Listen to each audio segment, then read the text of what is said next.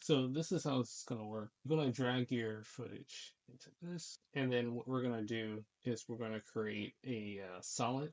So two stuff. So we'll use the solid layer. So the solid layer is made, make this black, and then we're gonna name this, which is another good thing for etiquette when you're making source files. So this is VC Saber, so we know what it is, and then we're going to add the Saber plugin. All right, so you have the Saber plugin. I did that on purpose so you'd see how to add it, but I actually have a Saber plugin preset. It's called Saber plus Force Motion Blur.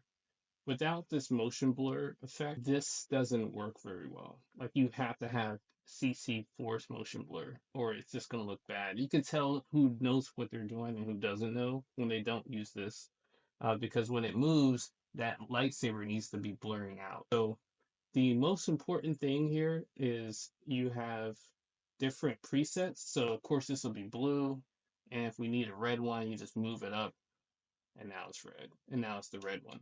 So that's pretty simple. You really don't have to change anything, but there are different like settings here. Here, I'm gonna change this to quarter, so it will take forever to render. But you see how you can change the style. You can change this to be different, like different core settings and stuff like that. But for now, we'll just keep it default. I'm not going to go over these settings. That stuff is on YouTube. You can look at that if you want.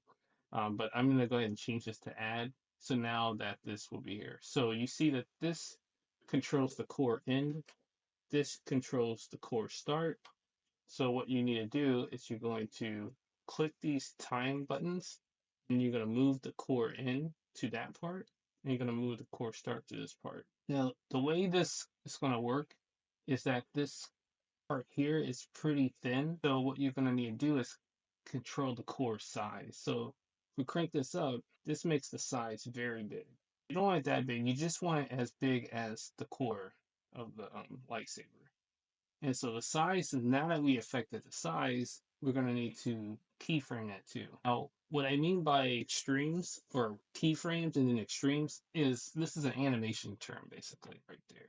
So now what happens, we have two, when I press U, we have two key poses. So it goes from here into here. So you notice that this is kind of lagging. So now I can go here and I can move this here. And within, but we've already got quite a bit of footage already ready to go. So if I move here, so basically what I'm doing is I'm just adjusting based on the movement of this thing here. I'm not doing animation head on, which is going to be a nightmare trying to do animation head on like this.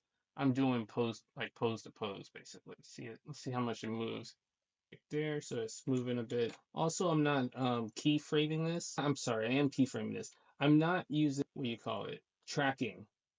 I could use tracking. It's just going to be a little more work to do that. So like, for example, if I shut this off, I could track this little thing here, but it just might be a lot of work to try to track it with like lockdown or something. Will it be accurate enough? We could try it. Yeah, I could try it for another comp, see what happens. All we're doing is this, bringing this here and like this, and then we're going to take that quarter all the way down. And you'll notice this is the part that you may be like, why is it so big? It's because it's automatically doing a motion blur to it. It's changing its location very quickly. Now, when the sword is in front of him, then of course he would need to be rotoscoped, but rotoscoping in After Effects is like easy, so you can see the sword is doing a smear frame.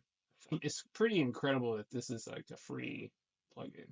Doing is I'm just keyframing this. Yeah, you see what I mean? Like if you had used tracking on the Saber, it just wouldn't have been a fun time. I mean, you could try it, but like for me, I think it's just faster just to just do it this way. So I'm gonna just keep keyframing this, and let's see what time we're at. I mean, if we count me talking and setting up, we're at 8 minutes already for 2 seconds or 3 seconds for one guy. So I'm gonna move this. I would say like this will probably take maybe 2 hours for a total of 30 seconds.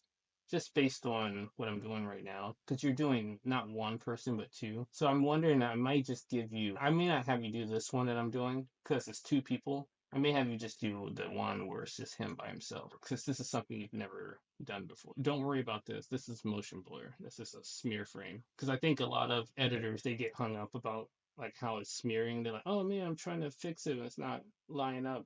That's by design. It's supposed to do that. And actually, if you want to just shut it off so you can just focus on lining it up and then turn it back on, that'll make editing this way faster. Let's take a look again. That looks good. Okay, this doesn't look good. So we want to fix that.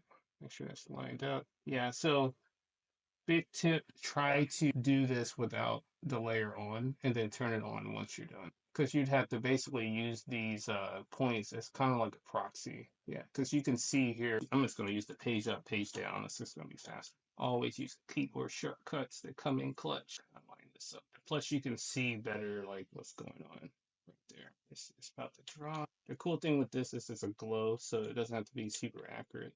This has to look good. And just remember that you have to rotoscope this part and the other frame.